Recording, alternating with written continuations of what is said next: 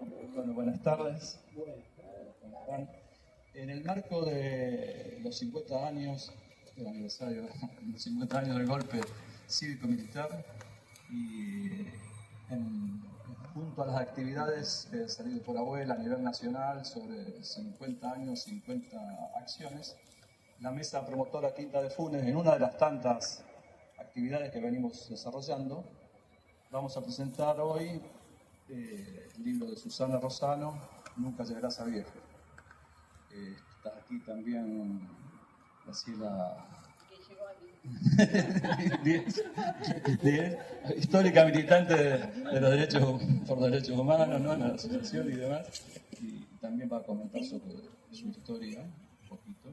Y vamos a armar un conversatorio junto conmigo también, siendo, claro, todos me conocen, yo soy compañero de Susana hace unos años ya, ¿no? Sí, unos cuantos años. Así que también yo fui compañero de Alfredo, fui militante de la Unión de Estudiantes Secundarios, al igual que él, ¿no? Y puedo comentar algunas cositas más personales, íntimas con él que hemos vivido en esos tiempos. Algunos comentarios, algunas cositas así. Y bueno, comenzaremos a hacer un conversatorio, que serían, tiraremos preguntas de acá y de allá, y participamos también, ¿no? Y bueno, vamos a dar para adelante.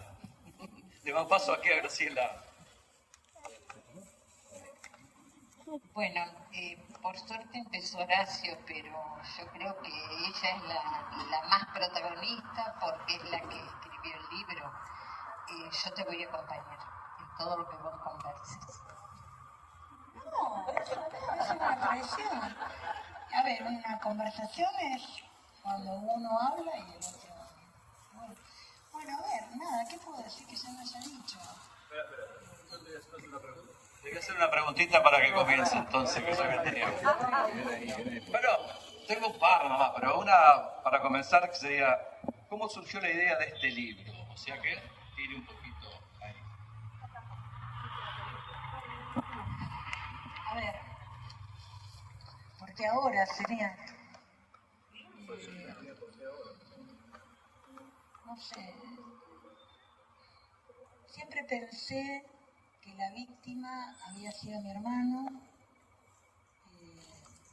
Cuando hubo como una especie de avalancha, o se publicaron muchos textos testimoniales sobre lo que había pasado en la dictadura, posiblemente yo haya estado como ocupada con otras cosas, pero en algún punto siempre sentí que había una deuda, que yo tenía una deuda, ¿no? Una deuda, no sé si con mi hermano, conmigo, con mi familia, con la historia. Y el punto así, inicial y concreto, de que yo me di cuenta que quería transformarlo en libro fue que hace un año y medio me puse a escribir.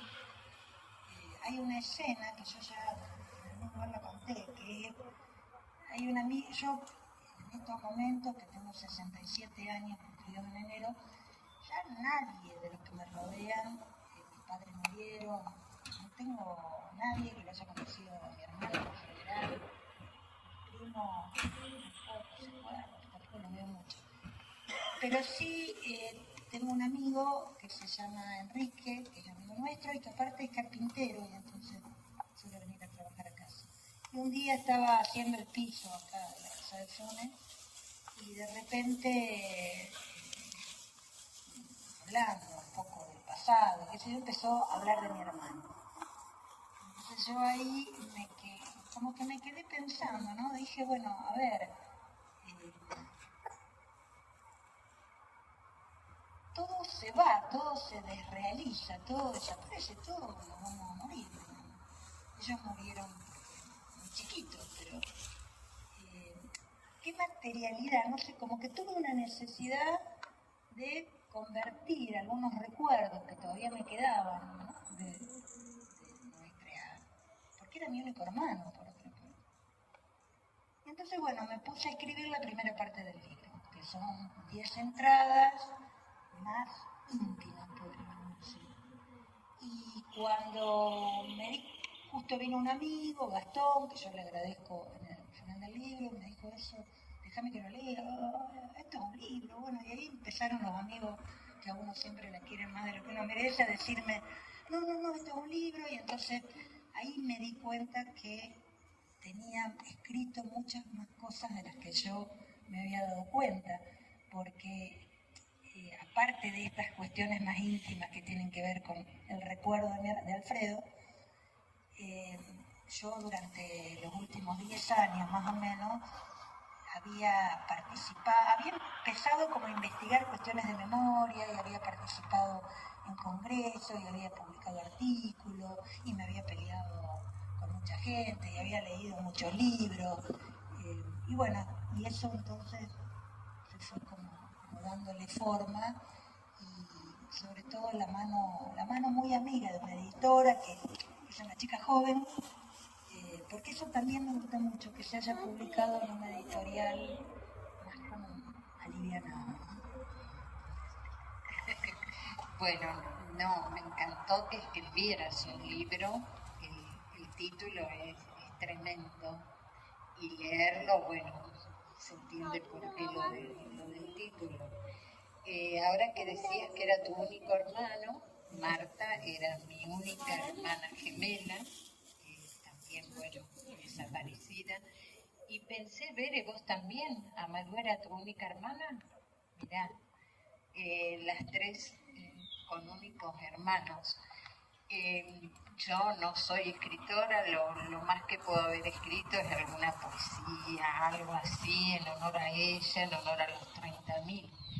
Y lo que siempre también me reproché un poco, pero también me justifiqué, que no fui militante. Recién hablaba con alguna de las chicas acá, que cuando yo tenía 20 años no era muy común, todavía me acuerdo, Rolly, no me mires así, no era muy común que las mujeres militaran así tan abiertamente, si bien yo tenía mis tías que eran re militantes, re combativas, me encantaba, pero nosotros no.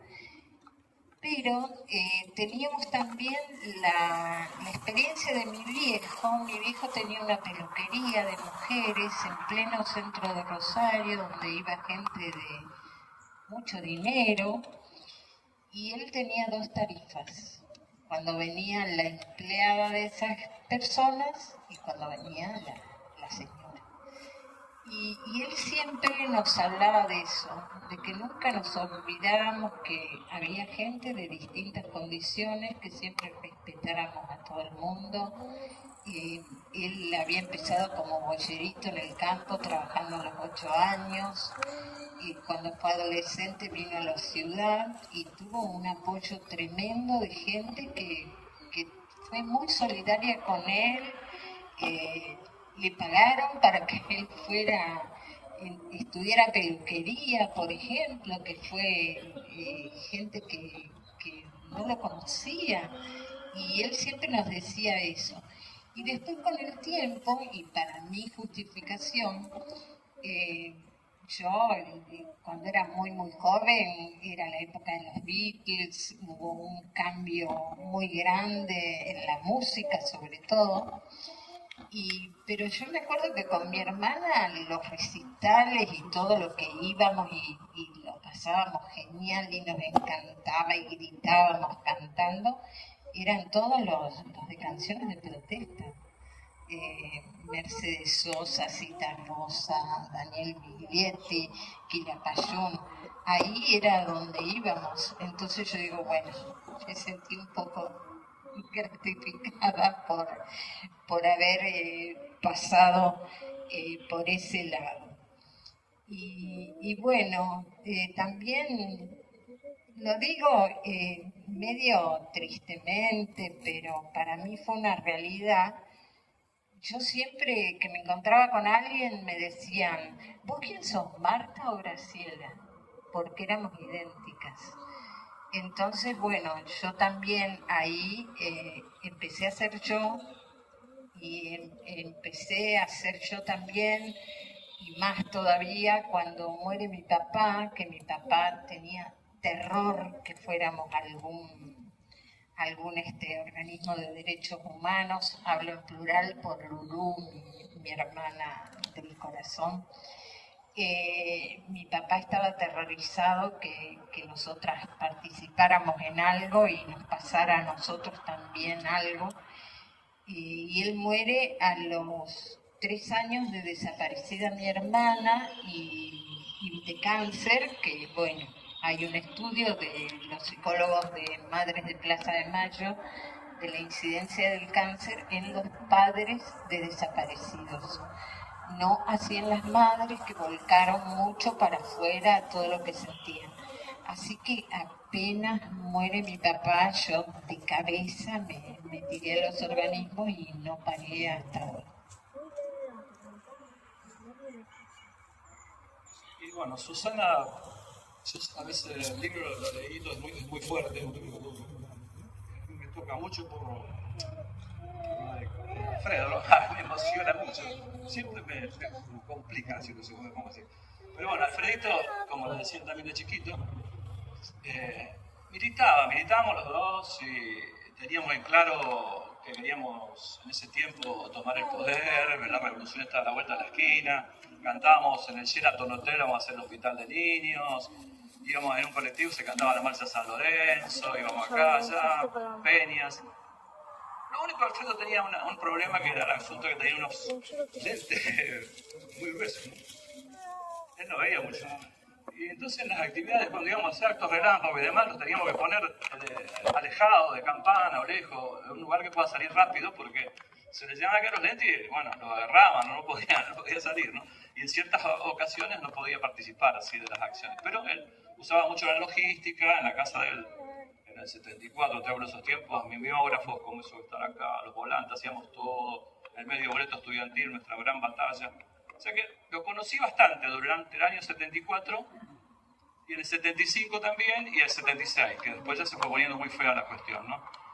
En las épocas más duras, cuando hasta nos levantamos mucho de las casas, casi todos, después algunos volvían cuando podían, él estuvo en mi casa, yo a veces yo la veía por atrás, dormía atrás, se escondía, ¿viste? Comía. Hay una anécdota que había una torta, se comió casi la torta entera, pobre. Estaba con hambre, ¿viste? Pero bueno. Bueno, no, pero para. No, lo que Horacio tiene 4 hermanas mujeres.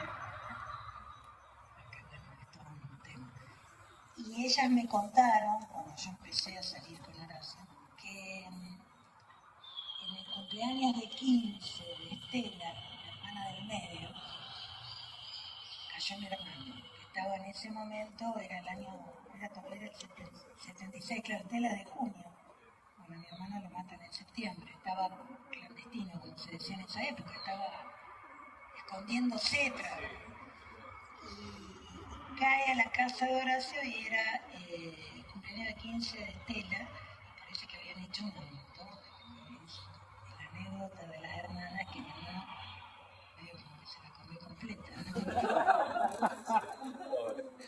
Bueno, y después hay una anécdota muy linda que va de lado a la relación nuestra con Susana, que en ciertos controles que tuve con él, poquito antes de que pase esto, a principios de septiembre del 76, yo le decía, está fea la cosa, ¿viste? Porque estamos cayendo, ¿viste? Los chicos caíamos como locos, y era un poquito antes de la noche de los lápices también. Y él me decía, sí, pero tenemos que seguir la lucha y demás. Y yo en cierta forma estaba diciendo, pero mira, habría que guardarse un poco, ¿viste? Porque esto está muy feo, ¿no? En cualquier momento, ¿viste? En las calles estamos perdidos. Y él me decía, sí, pero hay varios traidores que tenemos ahí adentro, ¿viste? En el servicio, que eran varios chicos de la web que estaban, ¿viste? Nos están mandando en cana, esto, tenemos que hacer algo por eso y lo otro. Una de las cosas que comentamos, que recuerdo. Pero yo lo que le dije, digo, mira, Robin, vos tenés una hermana que está muy buena, le digo, y la vi varias veces, y me la tenés que guardar. Dice, mira, no te preocupes, va a ser tuya, mi hermana. Le hablo de septiembre del 76, después fue una historia que es real y está ahí. Y después algo muy triste que me tocó vivir fue, Susana, pero todavía no, están las fotos de Alfredo, de Robin, acribillado. A él se lo llevan descartado. La patota de Rosario, una de las formas más comunes que tenía de sacarse los cuerpos de encima eran a fusilarlos en las afueras de la ciudad de Rosario, dejando cuerpos por distintos lados sin hacerse cargo. Entonces los tenía que agarrar el gobernador Galvez, el otro. Fusilaban muchos así en esos tiempos. Y cuando veo esa foto, yo le había dado a Alfredo la parte de comida, ropa, y lo ayudaba en lo que podía. Y tenía puesto un pullover bordó que me había tejido una tía. Cuando estaba tirado en el piso ahí, ¿no? Tremendo. Yo estudié letras y di clase en letras. Y lo del pullover, habría que escribir un cuento con el pullover bordó. Se llamaría pullover bordó, porque en realidad nunca me dijiste del pullover bordó, que se lo había dado. Pero cuando tuvimos que ir a reconocer el cadáver, 7 meses después, claro, las fotos del cuerpo estaba con un pullover bordó y yo la última vez que lo vi tenía el pullover bordó. Sí, fue en esa fecha, entonces lo había dado en ese tiempo, septiembre. Lo digo en el libro, sí, claro que cuento en el libro esa última escena, esa última vez. Pero bueno, voy a para subir un poco. A ver, será porque yo estudié letras, pero lo que uno pareciera como que si uno no lo cuenta y no lo escribe es como que se diluye. Entonces también, y vuelvo a contestar lo que me habías preguntado antes, ¿por qué la necesidad del libro? A ver, es un libro que me dio vuelta, no sé si en la misma forma en que salió, pero mucho tiempo y no, y para qué, ya hay tanto, y no. Pero cuando realmente se convirtió en un objeto libro, cuando tuvo un editor, cuando se publicó, increíblemente, cuando se publicó esta tapa, fue todo muy peleado. Yo no quería que se pusieran estas fotos, lo peleé con Carolina Robles, que es la dueña de la editorial, y el color, y ahora estoy tremendamente contenta con el objeto libro, digamos. Me gusta muchísimo el color. Mi hermano tenía este color de ojos, más o menos. Y bueno, y me veo con él ahí, qué sé yo, entonces también es como, no solo es para rescatarlo de la muerte. De alguna manera uno de esta manera lo rescata, ¿no? Es decirlo para mis hijos, porque también en el libro yo incorporo, por supuesto que le pedí permiso, unas pequeñas palabras, hay muchas cosas de Manuela y de Santiago, pero incorporo algo que cuando se cumplieron 35 años del asesinato de Alfredo, yo veo, él no me pidió permiso ni nada que se le parezca, yo veo que él había puesto en Facebook unas palabras. Cuando estaba armando el libro me acordé de esas palabras y entonces le pregunté, le digo, ¿las puedo poner, las puedo incorporar? Me dijo que sí. Y cuando estaba escribiendo a razón de ese alrededor de esas palabras, ahí me di cuenta, pero muy cabalmente, lo que vos dijiste recién, Graciela, que es una herida que atravesó mi propia familia. Mi mamá, a diferencia de la que pasaba comúnmente, la que murió fue mi vieja, buscándolo. Mi papá sobrevivió unos 14 años. Es una herida que atraviesa que los atravesó también a mis hijos. Y aunque parezca una estupidez lo que estoy diciendo, yo me di cuenta cuando vi ese posteo de Santiago, y en la forma, ¿no? Y hablando de ese tío que él se imaginaba que tendría una gran facha y que podríamos hablar de, si vos estuvieras vivo, podríamos hablar de fútbol, de birra y no me acuerdo de mujeres, qué sé yo. No, ahí yo dije, wow, ¿no? Es decir, nunca le negué a mis hijos la historia de mi hermano, pero en la medida de lo posible traté de contarla en función de la edad que ellos también tenían, ¿no?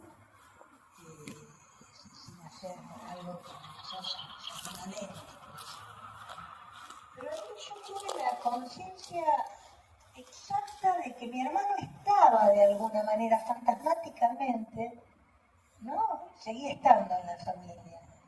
y que esa historia atravesó las familias, pero bueno, atravesó el tejido social y atraviesa la Argentina.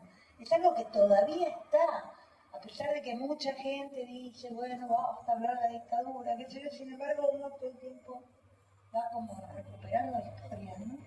En ese sentido me parece que recuperar esta historia a mí me dio mucha paz. Cuando vi el libro y lo vi en azul, y después de haberme peleado tanto, no, yo eso no lo quiero de esa manera, lo pensé de otra manera, y ver las posibilidades. Cuando lo vi, y ahora que lo veo, digo, uy, mira, la fotito nuestra, porque bueno, era mi hermanito, a ver, era mi hermanito con el cual yo atravesé los años 60, que fueron no cualquier década en este país.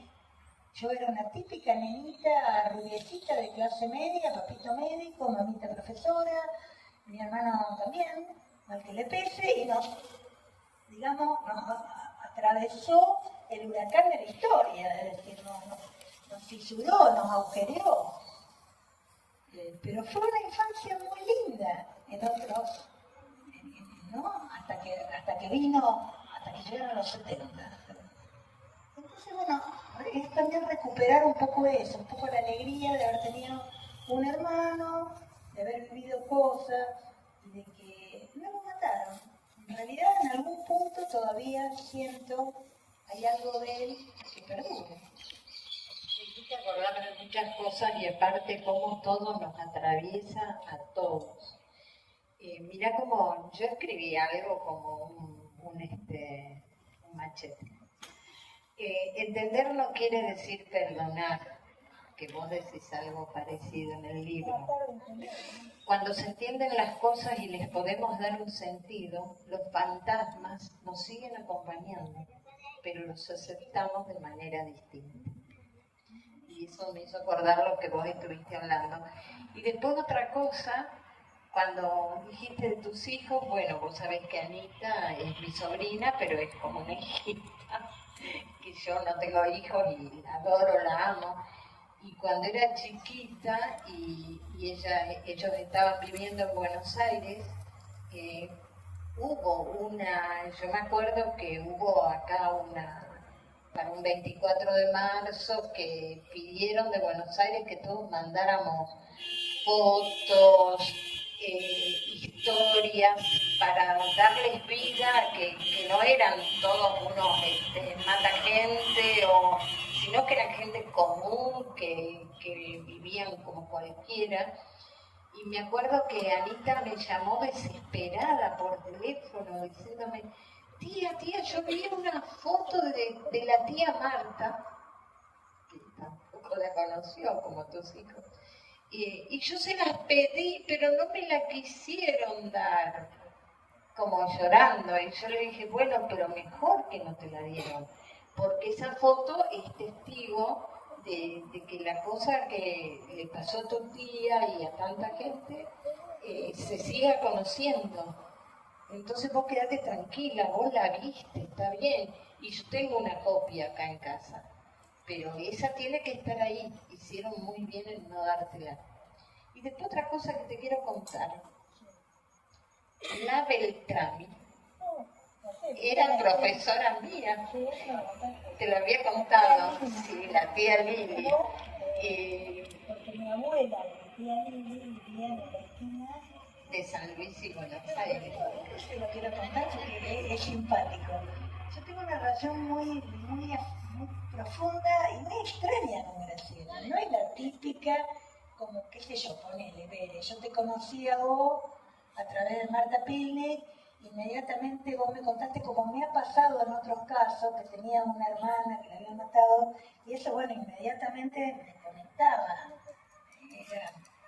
En cambio con Graciela hubo una cosa como más juguetona, ¿no? Yo recuerdo, vos no te debés acordar, pero yo me acuerdo un día que a mí Graciela me dijo, yo vos te conozco de la Biblioteca Argentina, vos venías con tu hermano a la Biblioteca Argentina, claro, década de 60, y el padre médico, qué sé yo, obviamente, digamos, de la Biblioteca Argentina.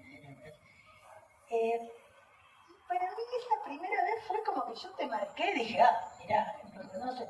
Y después nos fuimos como encontrando, por supuesto que en marcha, pero también fuiste vecina de Manuela enfrente, él me vendía las mermeladas en el cineclub.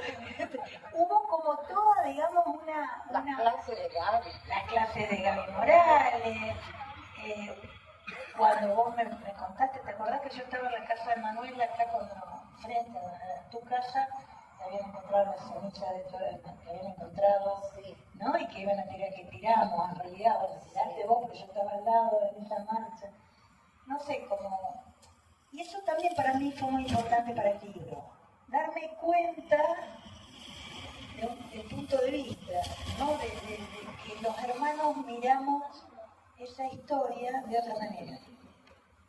No digo que sea ni mejor ni peor, pero de otra manera.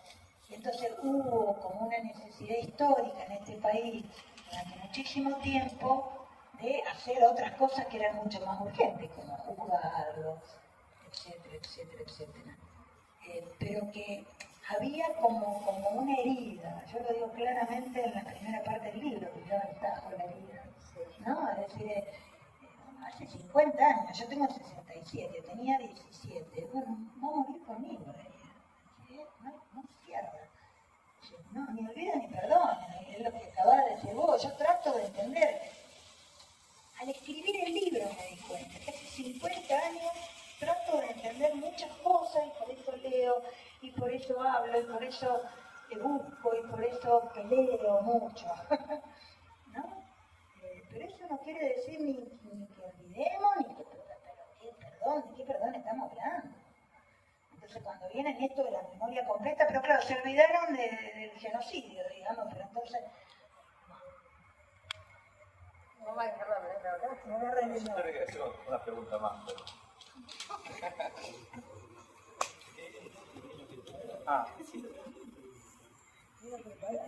No, otra pregunta interesante, porque una parte del libro que leí también. Bueno, nosotros discutimos mucho con Susana sobre la cuestión de la militancia de los 70. Lógicamente, yo tengo una posición y ella en ciertas cosas acepta, otras no, pero bueno. Vas estando dentro, cuando vos militabas dentro ahí, estabas en la calle, codo a codo y demás, es una realidad. Yo acepto lo que ella tiene cuando las críticas hacia la conducción y demás, eso no, es un punto aparte. Pero yo hablo de las bases, los que nos movíamos las bases en el campo y luchando, esa es otra historia. Y los objetivos y por qué realmente uno llegaba, sabía que podía morir ahí, ¿no? A ese nivel se llegaba, ¿no? Sin ningún problema. Era algo que se pensaba hacia futuro, hacia una sociedad mejor. Fueron etapas y cosas muy, muy fuertes, difíciles de explicar así simple, ¿no? Muy, muy, muy profunda. Pero por eso ahora quería preguntar algo acá que ella también relata en el libro, que me comente un poquito por qué le dio bastante también sobre el Tren de la Victoria, el libro de Zucker, ¿no? Zucker. Yo dije hace un rato que, bueno, el libro tiene una primera parte íntima, que son tiene 3 partes, está dividido en 3 partes. Son esos recuerdos fragmentarios de la infancia y después tiene una segunda parte que se llama La voz de los hermanos y una tercera parte, Papeles sueltos, que es una recopilación de algunas cosas, donde está contada la historia de amor con Horacio. Yo busqué, a ver, primero lloré, a ver si más o menos, primero los 70, a partir del asesinato de Alfredo, digamos, hubo 3, 4 años, por parte murió mi mamá, bueno, fue la verdad una catástrofe. Lloré, tuve miedo, todos teníamos muchísimo miedo, es decir, eso es algo que a veces se olvida, ¿no? El miedo que teníamos de vivir en la dictadura y de que uno podía ser el siguiente. Después me dediqué a tener bebés, nacieron por suerte Manuela y Santiago y entonces estuve muy ocupada en los 80, me separé muy rápido, entonces mi cabeza estaba, obviamente acompañé, hice las denuncias, etcétera, pero recién yo diría, para poder hacer una historización de la memoria de estos 50 años que vivimos con esa cuestión, en los años 90, yo aparte me convertí en periodista, trabajaba en la capital, es decir, tenía la herramienta también. Y creo que había una apertura digamos, en la opinión pública, en la gente. Pues en el 80 yo creo que todavía arrastramos, más allá de nuestra militancia, en los derechos humanos o de las marchas, arrastramos miedo. Esa es la sensación que yo tengo. Que en los 90 empezaron como... Entonces yo empecé a buscar. Me acuerdo una vez que me enteré de Gary Vilartí, era el jefe de redacción del diario La Capital, donde yo trabajaba. Y yo me enteré que venía Miguel Bonazo a Buenos Aires a presentar, ya no me acuerdo qué, un libro de un alemán. Y entonces le dije, me convencí a Gary Vilartí que lo mejor que podía hacer era pagarme, darme la plata, darme un fotógrafo. Y me mandé a Buenos Aires, hice la nota, qué sé yo, y lo conocí a Bonazo. Pero ahora me doy cuenta que yo iba en busca de respuestas. Yo, viste, Bonazo por supuesto no me la puedo dar, digamos, pero bueno, tuvimos una especie de relación, me ofreció hacerle la investigación del libro de él sobre Cámpora. Yo le dije que no, después vos lo conociste, la verdad fue bueno, no importa. Pero es como que yo buscaba, y leía, yo soy una máquina de leer, es decir, yo estudié letras. Evidentemente, aparte de literatura, que leo mucho, también leía todo lo que me caía en la mano. Vos sos testigo, digamos. Yo soy una máquina lectora, leo. Y en el 2003, me acuerdo clarísimamente, porque fue el año de publicación, yo leo una notita en la página de este libro, que se llama El tren de la victoria, de Cristina Zucker. ¿Quién es Cristina Zucker? La hermana del Pato Zucker, militante de la UE, desaparecido, muerto en la contraofensiva. Y era la hija de Marco Zucker, que para mi generación fue un actor, digamos, muy conocido. Bueno, la primera vez que leí el libro, creo que no dormí en una semana, más o menos. Entonces tuve que volví 3 veces o 4 veces, nunca lo compré, eso es notable. Lo sacaba del Museo de la Memoria. Porque era un libro que me parecía tan tremendo. De hecho, Cristina Zucker después se suicida. Entonces, bueno, te contesto. En algún momento de mi vida académica, cuando empecé como a formar parte de investigaciones e iba a universidades donde se trabajaba y se discutían temas que tenían que ver con la memoria en América Latina, con cuestiones... Voy otra vez a la biblioteca del Museo de la Memoria, bueno, ahí lo fotocopio, que hasta el día de hoy lo tengo fotocopiado, y bueno, ya habían pasado unos cuantos años y lo puedo como volver a leer, y ahora recuperé algunas cosas en la segunda parte, porque ahí descubro que en realidad lo que hace Cristina Zucker en este libro es también lo que vos dijiste, tratar de entender. Entonces ella, porque tenía los recursos necesarios, en el 2003, se va hasta España, ella se exilió, pero va directamente a buscarlo a Firmenich y le hace una entrevista a Firmenich que forma parte del libro, donde le pregunta, porque el hermano y la mujer del hermano de Cristina Zucker murieron en la contraofensiva. No les voy a contar lo que es la contraofensiva, algunos sabrán, otros no. Pero fue un último intento delirante de los montoneros de mandar, no los jefes, de mandar a la Argentina en el año 79 y 80, y por supuesto los estaban esperando, los masacraron. Bueno, a mí me impactó mucho, porque yo nunca tuve valentía para agarrarlo. Yo sí dije siempre, muchas veces, y me miraban como diciendo no es políticamente correcto decirlo, y yo no soy una persona, nunca lo decía ni lo voy a hacer, que yo lo hubiera fusilado a Firmenich al lado de Videla, lo dije siempre. No es que lo digo ahora, lo dije siempre. Y en este país eso no se podía decir, te miraban medio mal cierto campo cultural en determinados momentos. Entonces, por eso creo que recupero, porque fue un libro que a mí me marcó. Primero, porque ahí empecé a ver, era una hermana, era su único hermano también, hermano más chico. ¿No? Diría que la vida de esta mujer fue mucho más tremenda que la mía, en el sentido de que, bueno, termina suicidándose. Es decir, no tiene, lo que yo creo que me hizo tan mal de ese libro es que ella no, yo sentía cuando lo leía, las 3 o 4 veces que lo leí, es que ella no tenía otra vida, no tenía vida por fuera de esa búsqueda desesperada. Y cuando finalmente lo va a ver a Firmenich, es un asco lo que pasa.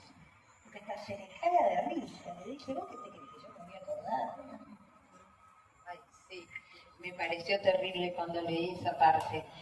Pero bueno, ahora que vos contaste eso de Firmenich, lo que dijiste, me quedo más tranquila.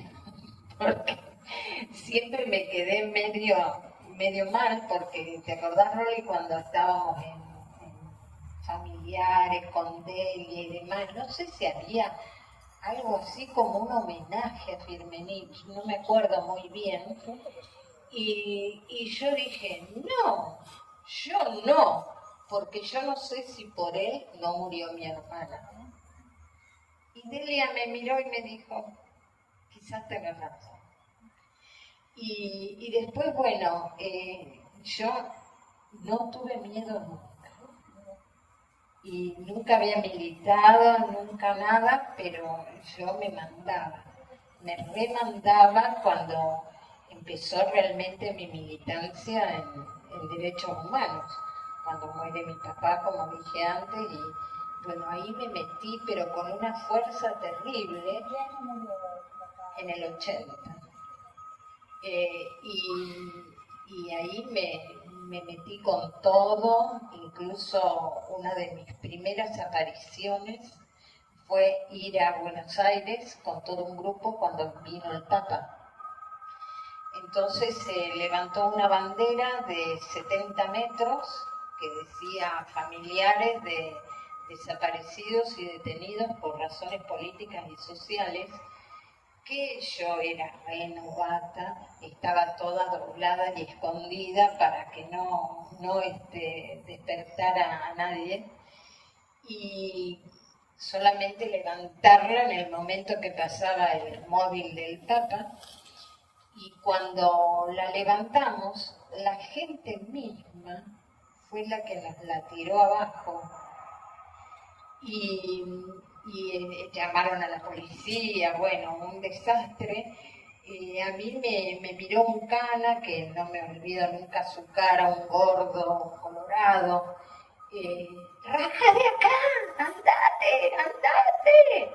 Sí, me voy, dije yo. Y mi bolso estaba en el piso, yo medio levanto la bandera para sacar el bolso y se creyó que yo volvía a levantar la bandera. Entonces me agarró del brazo, no me soltó más y nos metieron en cana a otra chica y a mí. Y lo más terrible, yo no tenía miedo, nada, porque por ahí hubo, ay, yo me he olvidado de muchos nombres, han pasado muchos años. El que era director del MET, no, de Buenos Aires. No, bueno, no me acuerdo ahora, pero los policías no encontraban lugar para salir de toda esa maraña de gente que yo después leí en los diarios que habían sido 2 millones de personas que estaban ahí en Palermo. Y ellos tampoco querían perderse el verlo al Papa. Nos dábamos cuenta de eso, que demoraban para ver pasar el móvil, el Papa móvil. Y bueno, yo cuando este señor dijo soy fulano de tal, le mostró el documento, soy de tal organismo, a dónde la llevan, ahí me sentí un poco más tranquila. Pero lo terrible fue que la gente gritaba, brujas, quémenlas.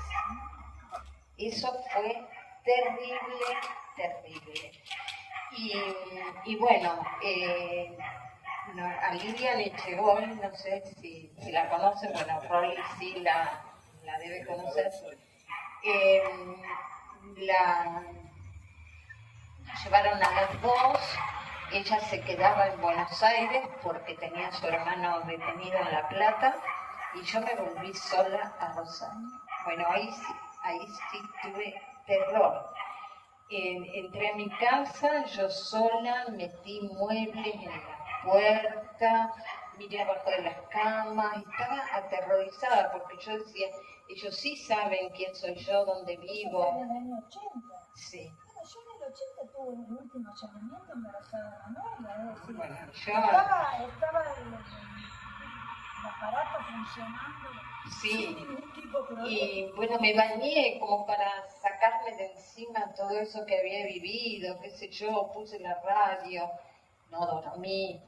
Y a las 9 de la mañana empezó a llamarme todo el mundo. Porque con Lilian, cuando salimos a las 7 de la tarde por ahí, volvimos a Palermo para ver si nos estaba esperando el ómnibus, pero indudablemente el ómnibus ya se había venido, en un ómnibus contratado y se había venido para Rosario. Te juro que Palermo parecía un paisaje lunar, todo papelitos, servilletas, todo sucio, todavía se ve que recién había terminado todo el acto.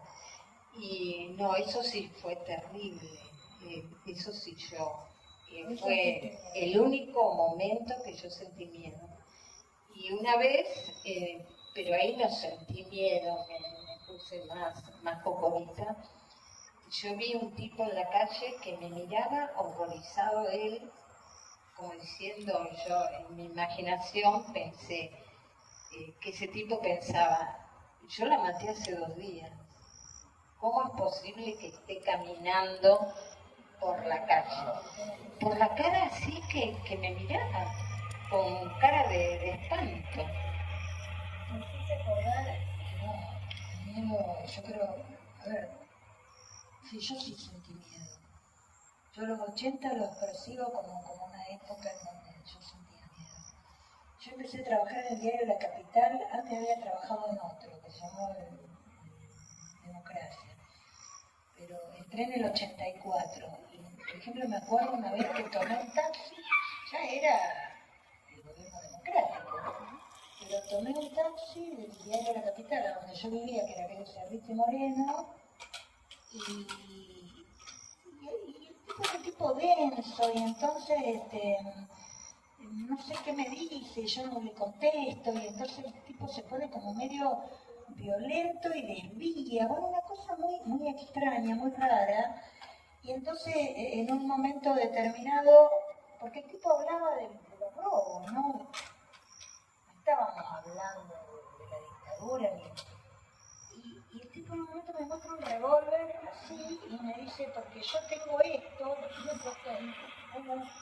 yo recuerdo, yo lo único que quería era que el tipo llegara a mi casa y yo bajarme, porque evidentemente el tipo de cana, eso estaba clarísimo. Pero yo me acuerdo que yo decía, se van a tranquilizarte, ya va a llegar a tranquilizarte. Y cuando abro la manija, le quiebro la manija.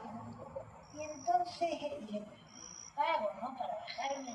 Y el tipo me dice, me rompiste el auto, no voy a poder, no me voy a olvidar nunca de eso. Y eran cosas que pasaban a diario en los años 80. Bueno, a mí me hiciste acordar, bueno, es todo el entrelace de todas las vidas y de todos los que estamos acá. Fuimos a Córdoba con una amiga y por ahí en esa época nos volvimos a ver.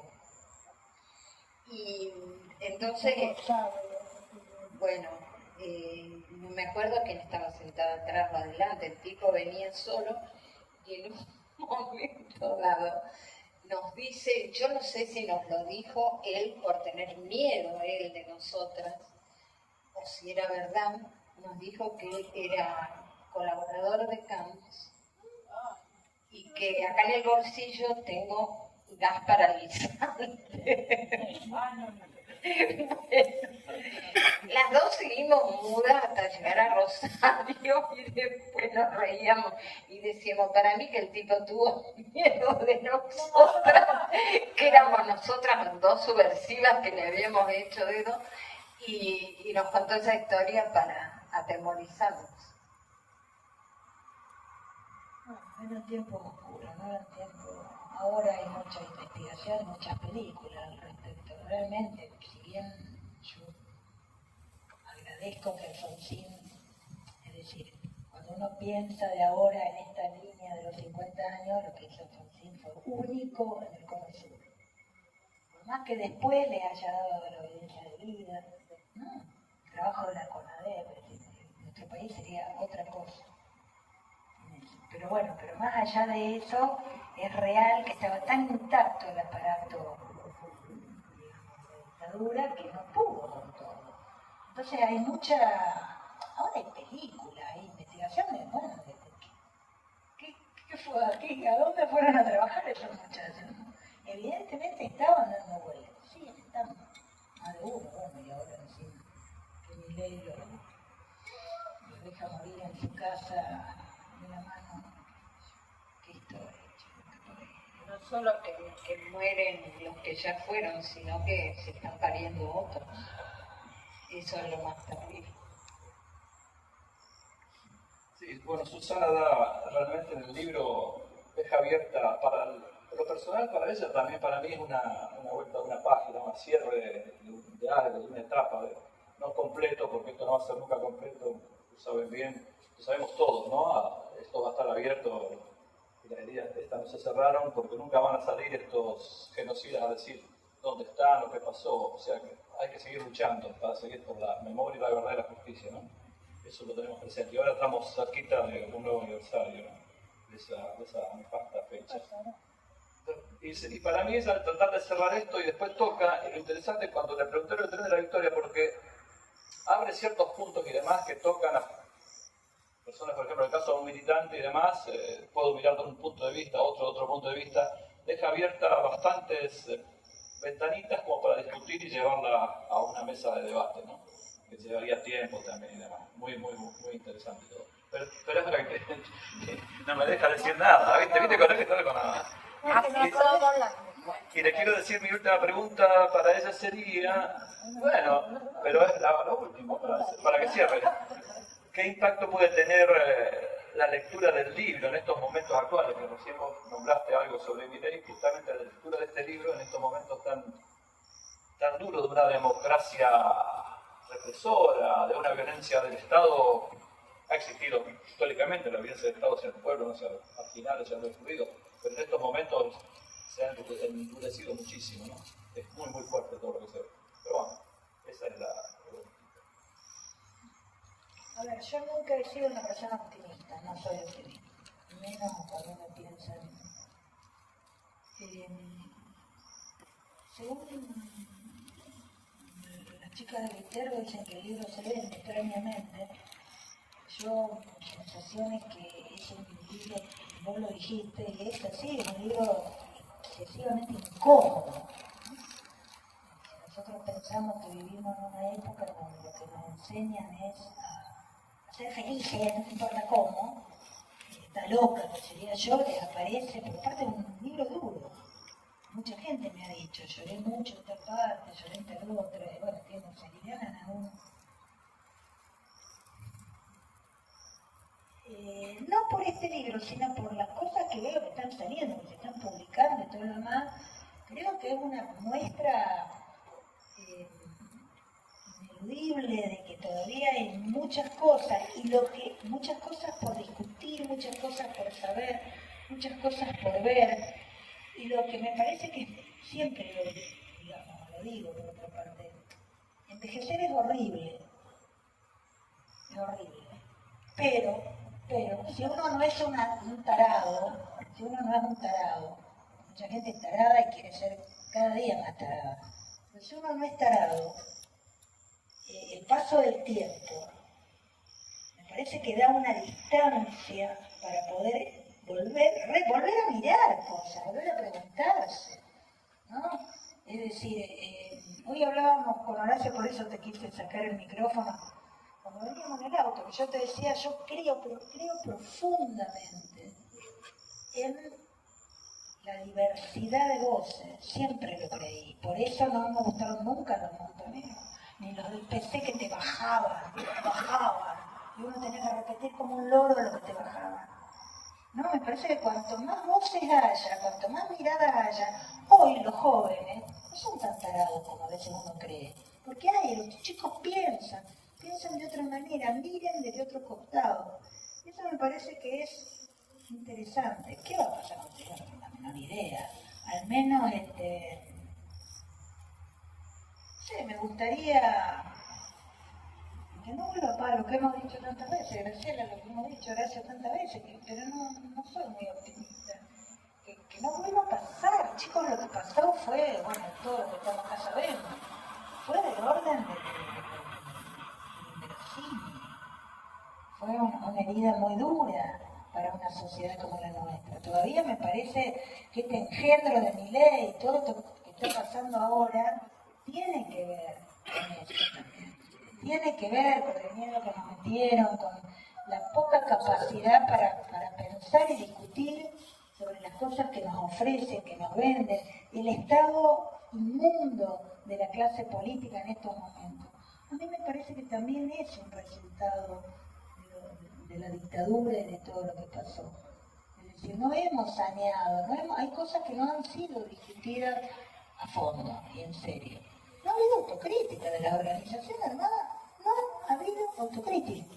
Sí, algún tipo aislado que salió y lo dijo, pero no ha habido. Vos decís, ahí sí, Firmenich todavía ahora, porque tiene un buen sueldo allá en Nicaragua, parece que le pagan unos cuantos millones de dólares. Hay gente, no voy a dar nombre y apellido, pero que conozco en Rosario, que están vivito y coleando, que siguen mandándose mail o escuchando hace unos meses, un par de años. Aparecían eso como en aquella época, una locura. Entonces hagámonos cargo también de eso, ¿no? De que esto es como es. Porque el otro lado también fue muy siniestro. Quería decir algo respecto a eso.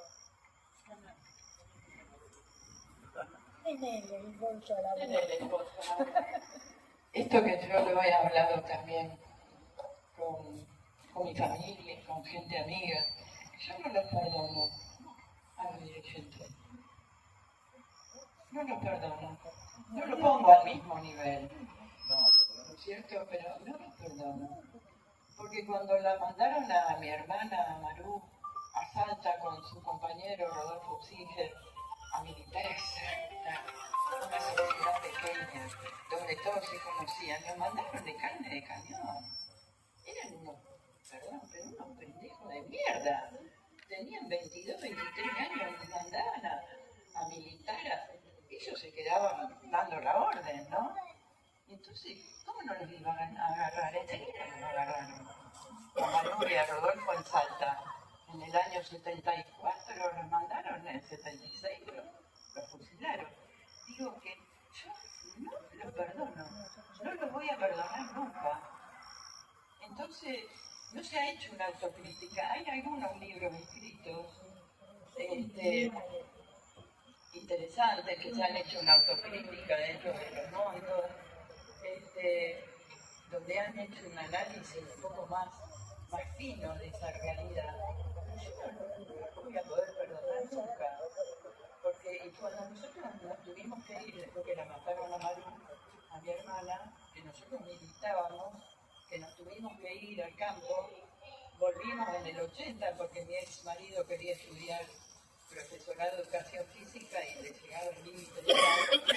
Cuando volvimos a Rosario, me decían que pensaban que yo me había muerto. Pero claro, la que se había muerto era Maru.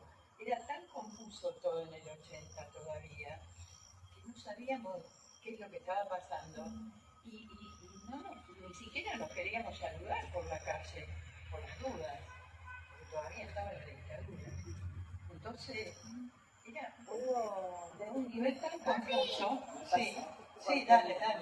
No, esto, ¿no? Es que cuando yo digo que no lo perdono, habiendo sido yo también militante, me dicen, pero ¿cómo? Lo criticás, pero ¿cómo? En realidad acá los únicos que masacraban, los únicos que eran hijos de puta eran los milicos. Pero nosotros también somos hijos de puta. Están vivitos y coleando. Y mandaban a la gente de carne de cañón cuando en realidad el viejo, yo soy sigo siendo peronista de alma, el viejo cuando nos echan de la Plaza de Mayo, los montos le tiraron un muerto, le tiraron a Rucci. pendejos de mierda. Perdón, sigo muy enojada. No, yo lo que me parece que cuestionar y no perdonar a los dirigentes no hace que se le baje el precio a lo que fue la lucha revolucionaria de los años 70. Para nada. Y los ideales de esos no eran pendejos, eran soldados de una causa en la cual creían firmemente. Que la dirigencia, bueno, por eso, pero deslindé a mi criterio, ¿no? Porque yo también escucho mucho de que eran unos pendejos boluditos que los mandaban a morir, como eran boludos, no eran boludos, no te lo digo vos, digo, me estoy peleando con alguien probablemente, pero digo, cuestionar a la dirigencia que no haga sombra sobre la gesta que fue, no solamente en la Argentina, sino la gesta de intentar un mundo mejor, yo la reivindico absolutamente, a pesar de todos los errores. Yo también la reivindico. También la reivindico. Esto es un tema complejo. Plantearlo así es complejo porque aparte genera mucho requemores, muchos problemas. Yo no cuestiono el afán. Y yo entré a militar por esto. Porque creía que el mundo cambiaba a través de la revolución armada. Yo lo entiendo. Pero encima, todos lo pensamos. Lo pensamos, pero yo no perdono a un criminal, a un quieto, a un vaca naranja que se salvara una cosa nuestra. Yo eso no lo perdono. Y en algún momento lo pude decir, y lo sigo diciendo a pesar de. Y estoy de acuerdo con lo que vos decís, Vivi. Es medio complejo plantearlo así.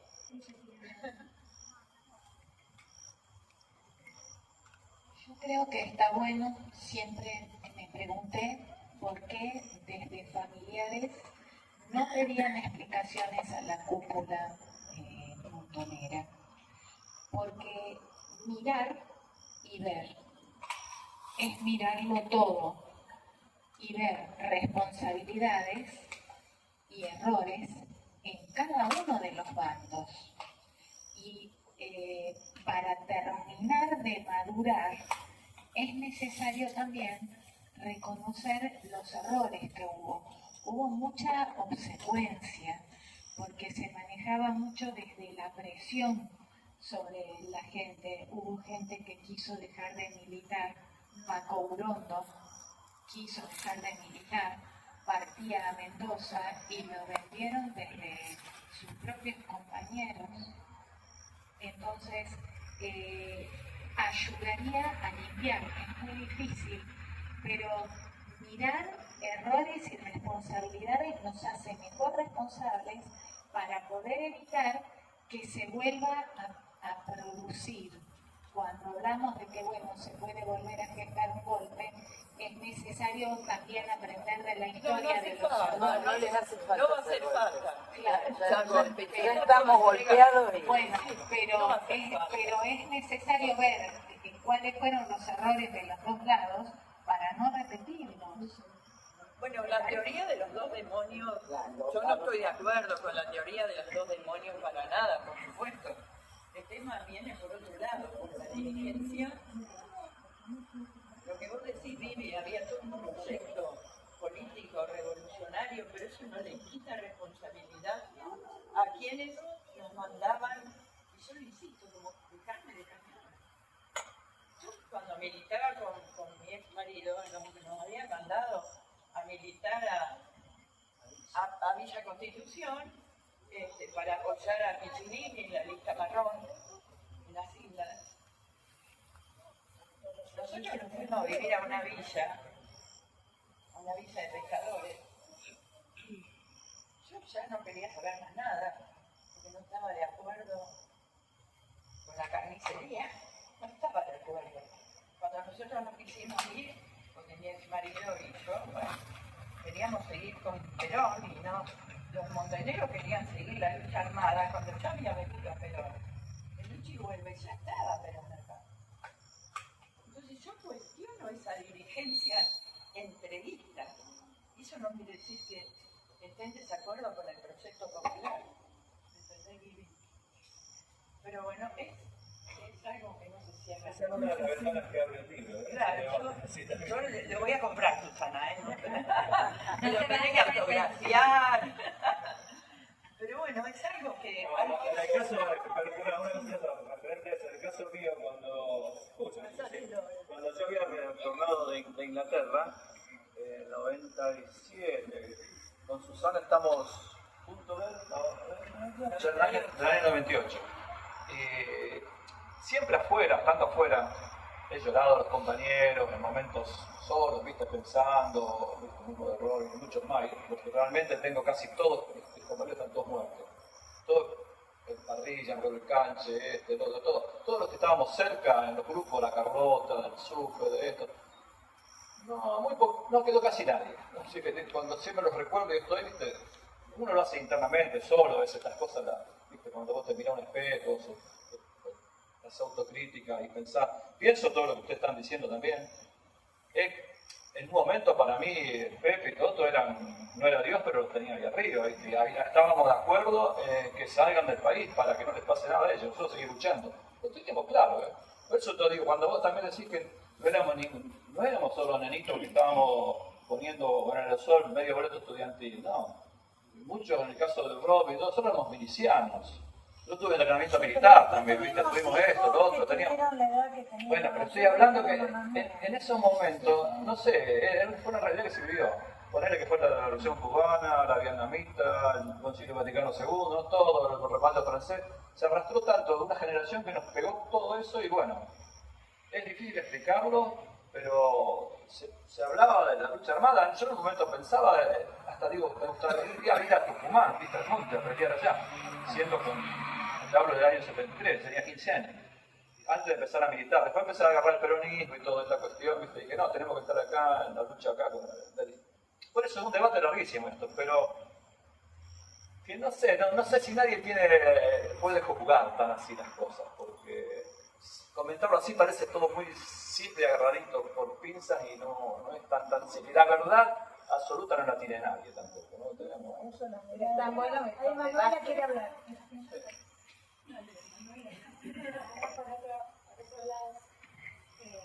Para salir de esta discusión que la conozco pero no la viví.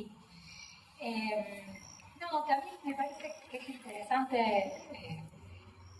algo que hace el libro, que es como vincular la experiencia personal, ¿no? La vivencia íntima, familiar, de los afectos, con algo que es estructural, ¿no? Que tiene que ver con la organización del Estado, con lo que implican las instituciones del Estado, con lo que fue un asesinato en un contexto en el que el aparato estatal funcionaba para eso, ¿no? Y me tocó hace poquito estar en Guatemala en un congreso y le traje a mi mamá un libro, me pareció muy interesante, que era una mexicana que trabajaba hacía el seguimiento de las mujeres y las madres y familiares de mujeres que buscaban a sus hijos desaparecidos hoy en México, ¿no? Y lo que implicaba la desaparición de sus hijos, el trabajo de búsqueda de esas mujeres, muchas de ellas indígenas, en el contexto de, bueno, el Estado mexicano y el Estado paraguayo. Y entonces pienso siempre en esto, ¿no? En cómo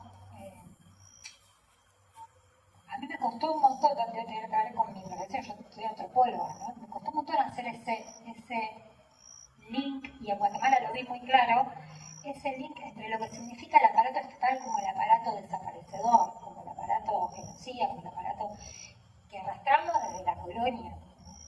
Entonces, cómo hay algo de eso que hace a nuestra forma de construcción civil, y entonces ahí se internaliza esto de, hay algo que es como más grande, como marco, como macro, ¿no? Y después hay algo que es la vivencia personal. Esto puedo decir del miedo.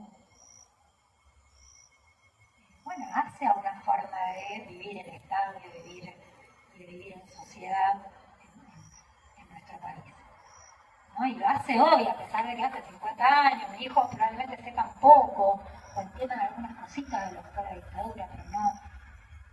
Hay algo que nos constituye en la red, ¿no? En la manera de vincularnos, que es histórico, que tuvo sus mojones de mayor perversidad y de mayor organización de sexualidad, pero que algo hace que se continúe. Entonces me parece como que hay algo del libro que ata eso, lo propio, lo íntimo, lo que es de uno, ¿no? Lo personal es político, la vivencia propia, que pareciera, bueno, es lo que le pasó a Susana, es lo que le pasó a nuestra familia, tiene algo de anecdótico, tiene algo de biográfico, pero cuando uno puede como hacer ese zoom y entender que eso está en el marco de un entramado social que es mucho más grande que la vida de uno, bueno, para mí fue fuerte. Y ese contraste entre Argentina y Guatemala fue como, ¿no? Porque Guatemala es más indígena, tiene una historia más vinculada con la tradición colonial, y estas mujeres estaban buscando a sus desaparecidos todos, ¿no? Y el rol del Estado en eso. Entonces fue como, para mí, importante hacer esa vinculación, ¿no? Como hay algo ahí en el entramado estatal institucional que se mantiene y que hoy lo podemos ver, como hablábamos recién, en el contexto, ¿no?, de nuestro gobierno político actual, que no tiene a lo mejor la forma de la dictadura militar, pero que también desaparece. Me encantó eso, Manuela. Yo, una breve cosita. Cuando fue el golpe de Estado yo tenía apenas 13 años. En el 81 empiezo a militar en la Asamblea de Derechos Humanos. Esto que hablábamos y que siempre estuvo dando vuelta de, bueno, ¿por qué algunas organizaciones armadas no pudieron hacer la autocrítica? Creo, al menos yo recuerdo esos años 80, donde derechos humanos y los sobrevivientes se atrincheraban en el dolor, en el miedo y en la necesidad de justicia. Fue tan espantoso el genocidio que creo que en algún punto no permitió como sociedad y como individuos hacer determinadas reflexiones de autocrítica.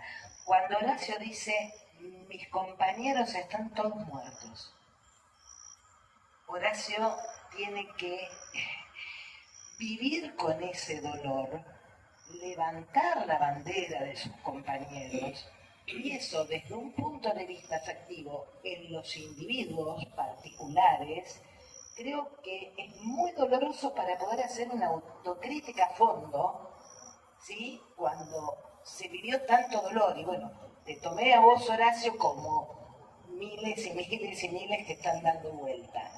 Y desde lo macro, desde lo social, desde lo colectivo, también costó. Porque a la negra le gritaron bruja porque sacó una bandera con los desaparecidos. Y esos que gritaban brujas en ese momento probablemente son los padres de los que hoy están diciendo no hablemos más de derechos humanos, basta con los derechos humanos. Entonces, yo coincido con esto que vos decís, yo coincido, lo hemos charlado, Vivi, vino de por medio, con Ronnie, con Santiago, millones de veces, esta autocrítica en la dirigencia, este pensar en dónde se equivocó el movimiento, pero siempre uno se tuvo que atrincherar para sostenerse, porque todavía hoy, si no eso, porque muchos ya han muerto afortunadamente, sus hijos y sus ideas están dando vuelta en la calle. Entonces, es muy difícil en ese contexto lograr una autocrítica como sociedad. La podemos hacer como individuos, la podemos hacer en la mesa de café, pero es muy difícil salir hacia afuera con ese discurso. No sé si...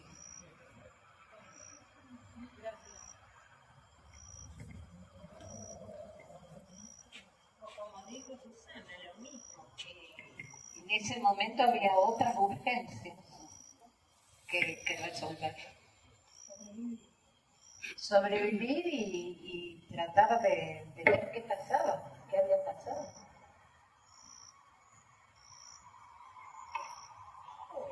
A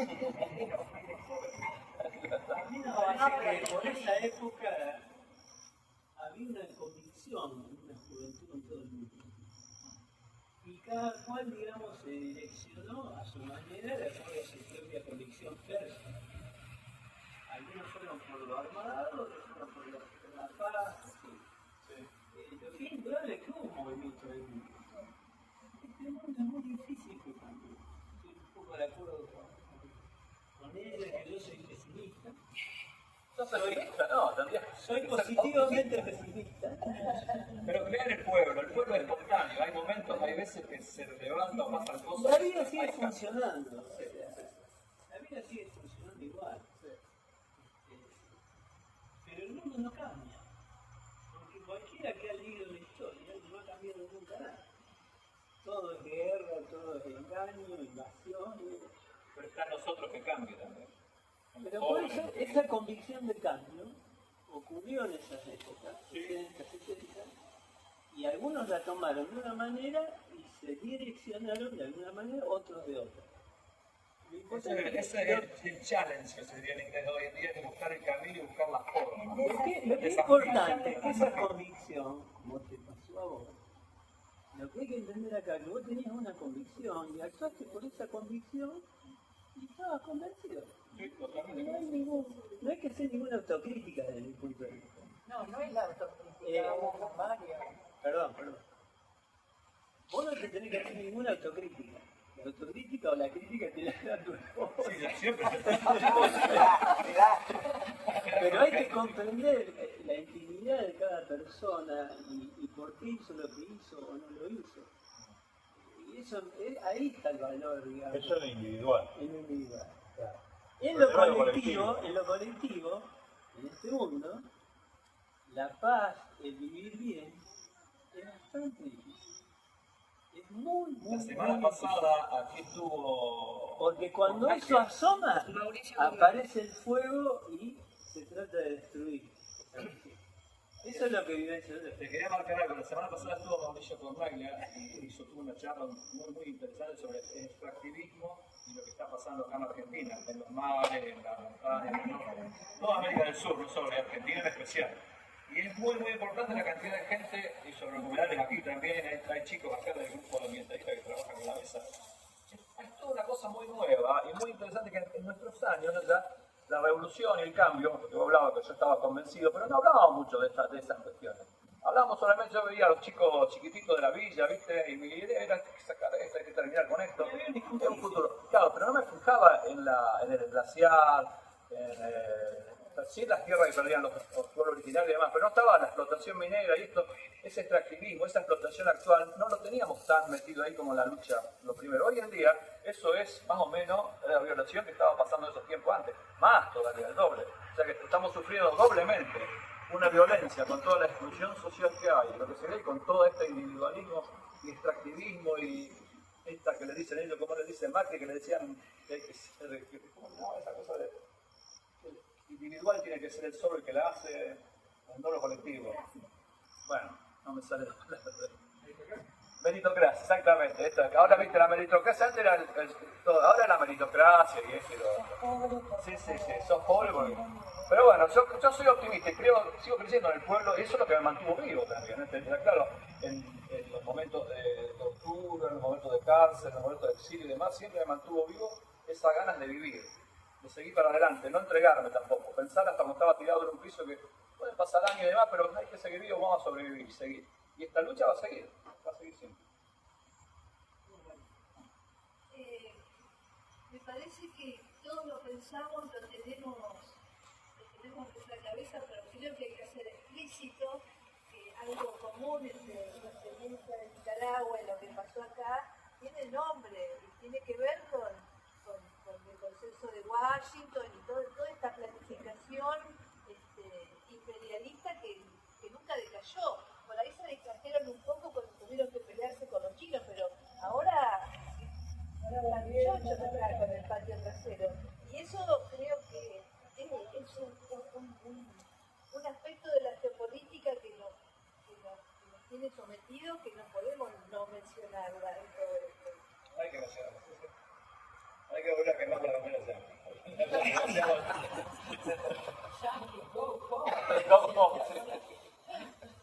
Yo me voy ya y quería decir una sola cosa.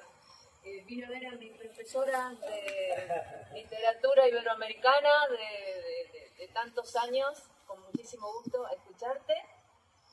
Me voy muy conmovida por todo lo que escuché.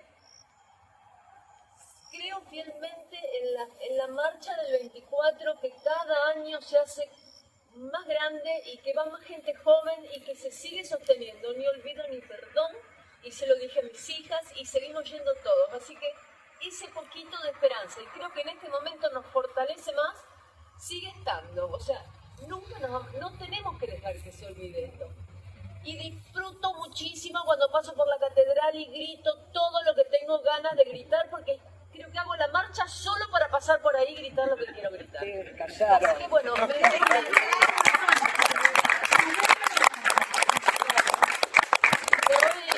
conmovida, me aclaro muchas cosas, creo que yo también formo parte de esa romantización que se hizo de toda esa época, y a lo largo de los años y con todo lo que se va leyendo, también me doy cuenta de que no fue tan así, que rescato los que han participado y aún no odian, porque si vos me encontrás a Firmenich, yo te ayudo y lo matamos juntas.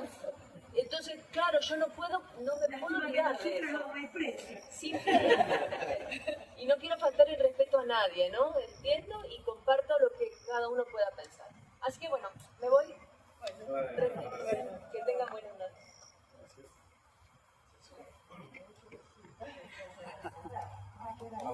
Yo quería decir algo del libro.